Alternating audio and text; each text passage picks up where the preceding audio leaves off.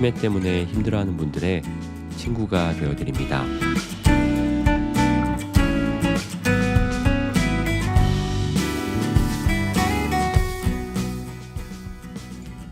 5월의 첫 번째 날입니다. 오늘은 근로자의 날이기도 하고요. 그래서 어떤 분들은 출근을 하지 않고 소중한 휴식을 취하는 하루를 보내셨을 겁니다. 하지만 치매 환자를 돌보는 가족에게는 쉬는 날이 없죠. 오늘도 열심히 치매와 맞서 싸우신 여러분을 응원하는 마음으로 5월의 첫날 인사를 드립니다. 지금부터 망고땡 9번째 이야기를 시작하겠습니다.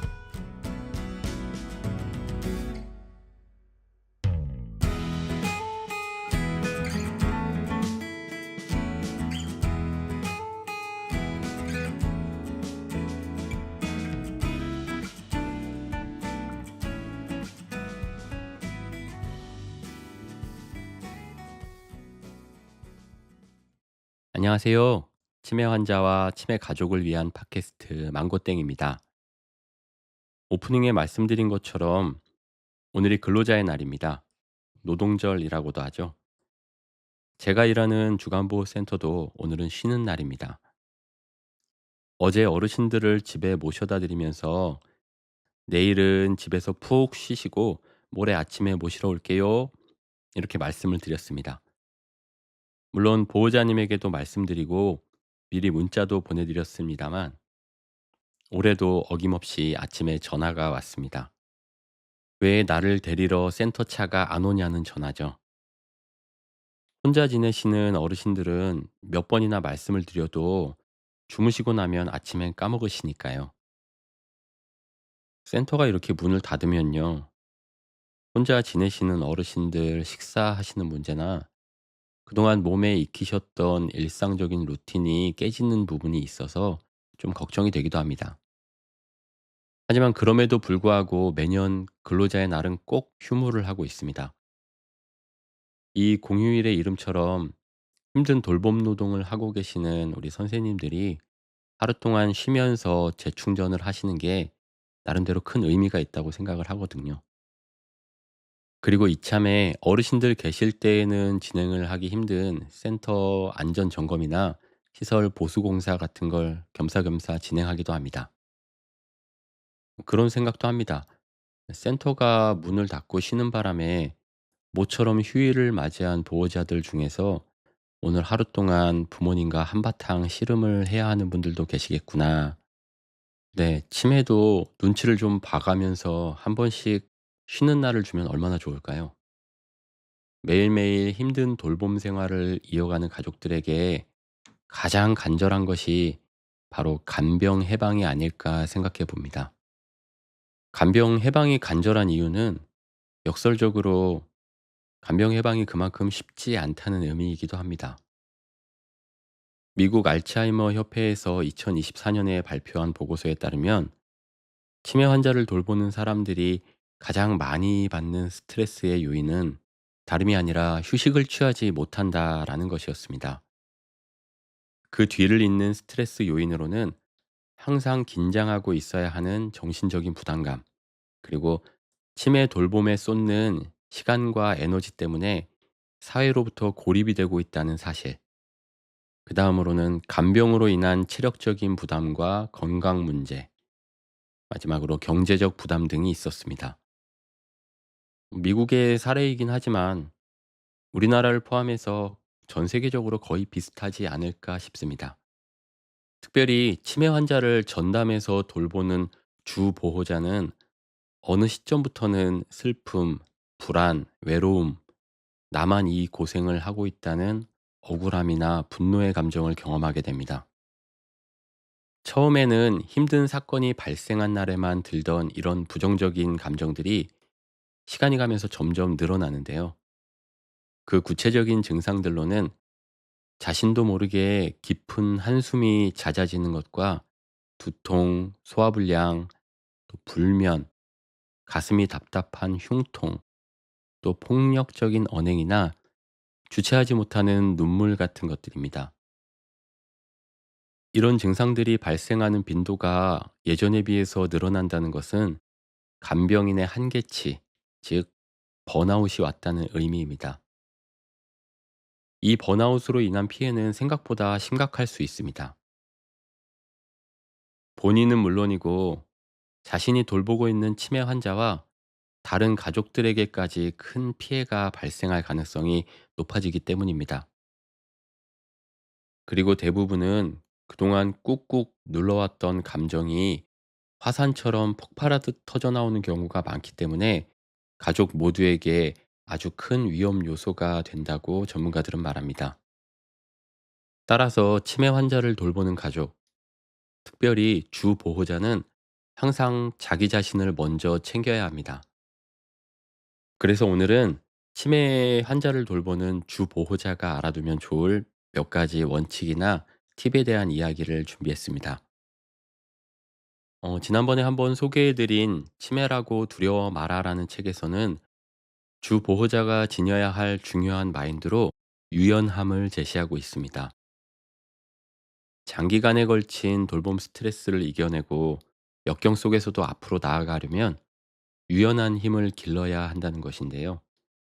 여기에서 말하는 유연함이라는 건 매사를 좋고 나쁨 혹은 가능과 불가능이라는 이분법으로 바라보지 않는 것입니다.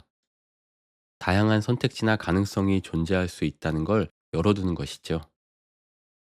예를 들어서 오늘 부모님의 상태가 어제보다 좋아졌는지 나빠졌는지에 대해서 마치 저울로 무게를 달아보듯 하지 말라는 것입니다. 그렇게 하는 것이 실제 돌봄에는 큰 영향을 주지 않을 뿐더러 오히려 심적인 스트레스만 가중시킨다는 것입니다. 학창 시절에 수학 문제를 푸는 것처럼 각각의 상황에 대한 정답을 찾으려고 하기보다는 부모님 혹은 배우자의 상태에 대해서 이런 날도 있고 저런 날도 있는 거지 뭐. 이렇게 유연하게 대처하는 습관을 들이면서 그때그때 상황에 맞는 돌봄의 방법을 다양하게 대입해 보라는 것입니다. 어제는 이렇게 하면 됐는데 오늘은 왜 안 되지? 엄마가 어제보다 더 상태가 안 좋아진 건가? 이렇게 성급하게 결론 짓지 말라는 것입니다. 치매를 앓지 않는 정상적인 사람들도 그렇잖아요. 기분이 이런 날도 있고 저런 날이 있는데 인지 장애를 겪고 있는 치매 환자가 뭔가 비협조적이고 잘 안 되는 날이 있는 건 어쩌면 당연한 일입니다. 정답에 너무 집착하지 말고 유연한 마음을 갖는 것이 중요할 것 같습니다. 또 생각해 볼 수 있는 것이 바로 나를 돌보는 구체적인 방법을 찾는 것입니다. 세 번째 에피소드에서 소개해드린 인천 지역 치매 자조 모임 물망초 대담집에 나온 사례를 다시 한번 소개를 해드리고 싶은데요. 이 책에서 어떤 보호자는 집 앞에 있는 수변 공원을 한 바퀴씩 걷기도 하고 또 다른 분은 자전거를 타고 집 주변을 한 바퀴씩 돌았다고 합니다. 치매 환자에게서 잠시도 눈을 떼면 큰일 난다는 생각을 내려놓는 게 쉽지는 않았지만 치매 환자가 잠을 자거나 데이케어 센터에 가거나 방문 요양보호사 선생님이 와 있거나 가족 중에 누군가에게 잠시 맡길 수 있다면 꼭 산책을 나갔다는 것입니다. 그분들의 말씀 중에서 제가 가슴이 찡했던 대목이 있는데 주 보호자들은 신발을 신고 현관문을 혼자 나서서 바깥 공기를 딱 쐬는 그 순간에 마음이 뻥 뚫리는 느낌이라고 이야기를 하시더라고요.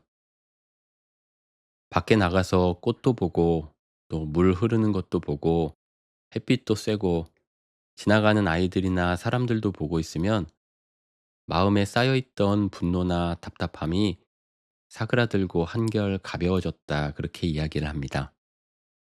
그러면서 어떤 보호자들은 꼭 산책은 아니더라도 혼자만의 시간을 갖고 좋은 음악을 듣거나 또 그림을 그리거나 일기 혹은 휴대폰 어플을 이용해서 아주 짧은 글을 쓰는 방식으로 돌봄 스트레스를 해소했다고 합니다. 그래서 제가 몇 가지 어플을 한번 찾아보았는데요. 네이버 메모장 혹은 구글 킵 같은 아주 단순한 형태의 메모 어플도 있고요. 세 줄 일기나 씀이라는 어플처럼 간단한 글쓰기에 최적화된 어플도 있었습니다. 카카오톡을 사용할 수 있는 분들이라면 어렵지 않게 익힐 수 있는 어플리케이션들이니까 한번 도전해 보셔도 좋을 것 같습니다.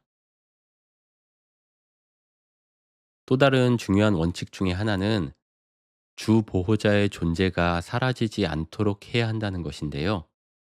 풀어서 말하면 자신의 건강에 이상 신호가 왔을 때 그 문제를 치료하는 것을 최우선순위에 두어야 한다는 것입니다. 몸에 무리가 왔는데도 그걸 참아가면서 치매 환자를 돌보는 일에만 24시간 매달려 있으면 절대 안 됩니다. 자조 모임 참여자들의 표현에 따르면 그건 미련한 짓이래요.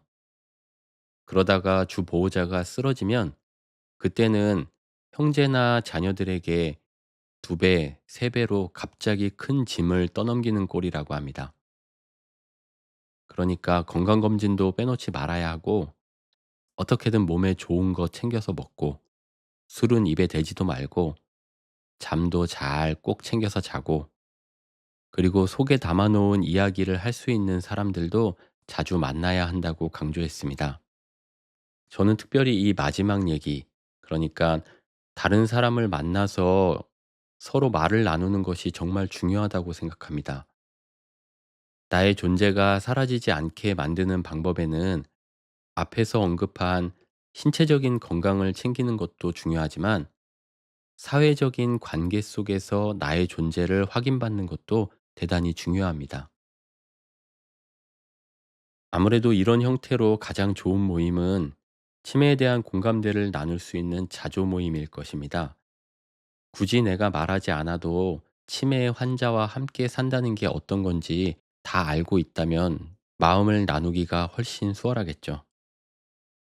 여러분이 속한 지역에 치매 자조 모임이 있는지 확인하고 싶으시다면 가까운 치매 안심센터나 보건소에 문의해 보시는 방법을 추천드립니다. 그리고 네이버 카페 중에 치매 노인을 사랑하는 모임, 줄여서 치노사모 카페에 가입을 하시면 지역별 모임도 확인하실 수 있습니다. 오프라인 모임에 참여할 수 있는 여건이 당장에는 되지 않는다면 치노사모 카페만이라도 가입해서 활동을 해보시기를 강력히 추천드립니다. 만약 인터넷이나 스마트폰 사용하는 것이 익숙하지 않고 불편하시다면 주변에 연락이 되는 친구나 동네 사람들, 교회나 성당 교우들을 만나서 이런저런 넋두리라도 풀어보시기 바랍니다. 마지막으로 조금은 색다른 해법을 한 가지 제시해 드려 볼게요. 바로 지금 내가 하고 싶은 일을 찾아서 도전해 보시라는 점입니다. 여기서 주목해야 하는 점은 그 일을 전적으로 맡아서 하시라는 얘기가 아닙니다. 그렇게 할 수 있는 시간적인 또 육체적인 여유도 없으실 테니까요. 다만 내가 하고 싶은 일이 무엇인지 한번 곰곰이 생각해 보시고 그 일과 관련된 아주 작고 사소한 것을 한번 시도해 보시라는 점입니다.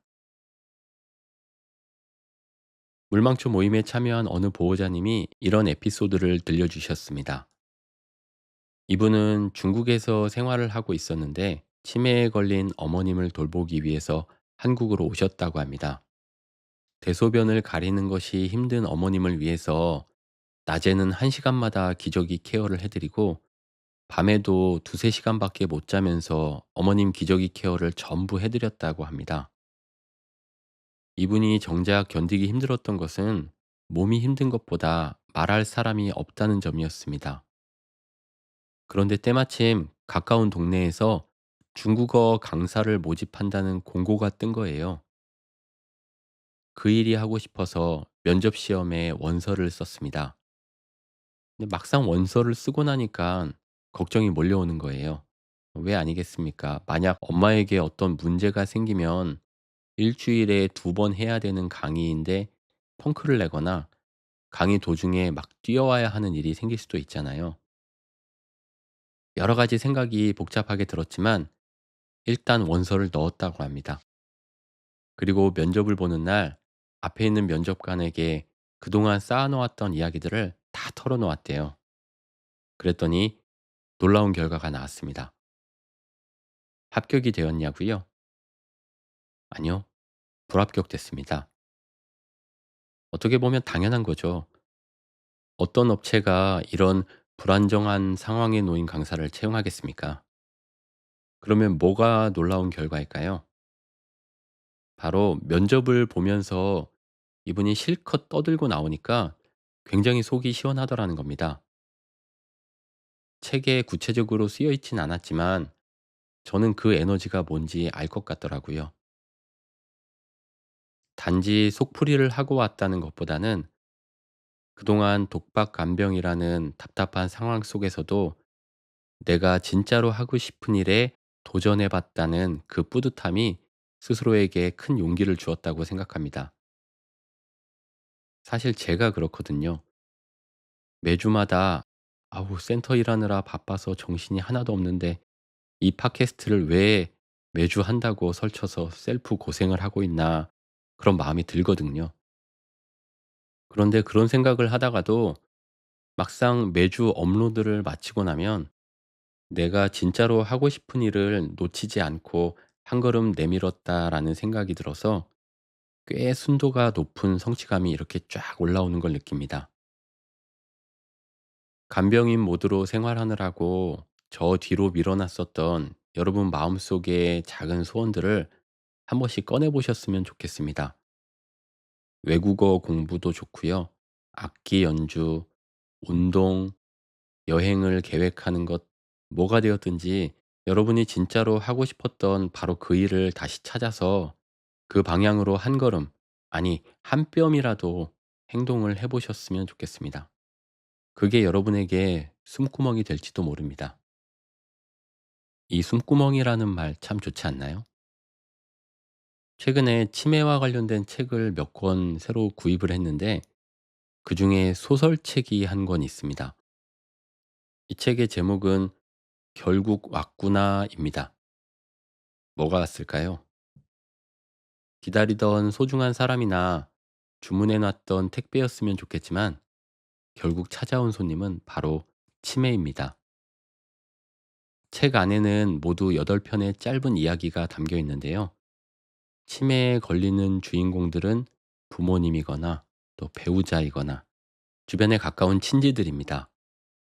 실제로 있을 법한 치매 환자의 일상과 또 그 하루를 대처해 나가는 가족들의 모습이 때로는 재미있게 또 때로는 심각하게 묘사가 되어 있습니다.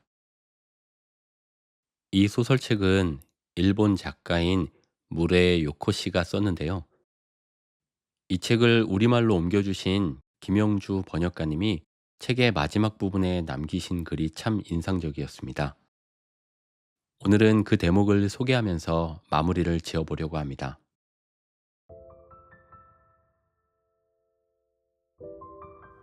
나이든 부모를 마주하는 것, 더욱이 치매에 걸린 부모를 마주하는 것은 현실적으로 큰 갈등과 불안을 겪는 일입니다.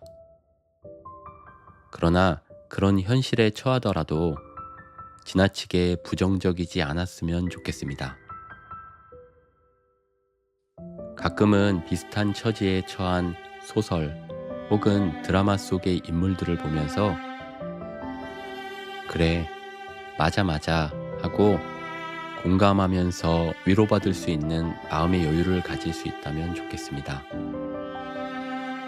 잠시나마 웃을 수 있고 편히 숨 쉴 수 있는 작은 숨구멍만큼은 꼭 간직할 수 있기를 바랍니다.